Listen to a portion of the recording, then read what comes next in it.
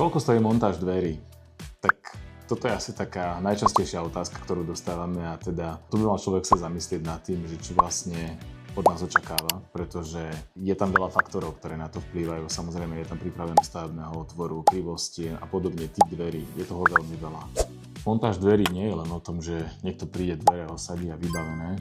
Montáž ovplyvňuje strašne veľa vecí a to je stavebná pripravenosť, hrúbka múru, krivosť stieň, typ dverí, či tam ideme dávať posuvné, otváravé, či montujeme vchodové dvere alebo interiérové, protipožiarne, bezpečnostné.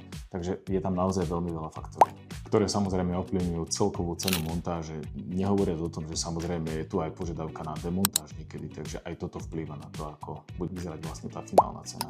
Najväčšia chyba je rozhodnúť sa na základe najlacnejšej ceny, bez toho, aby bola urobená obhliadka priestoru, pretože bez obhliadky sa vlastne nevie stanoviť správne cena tej montáže.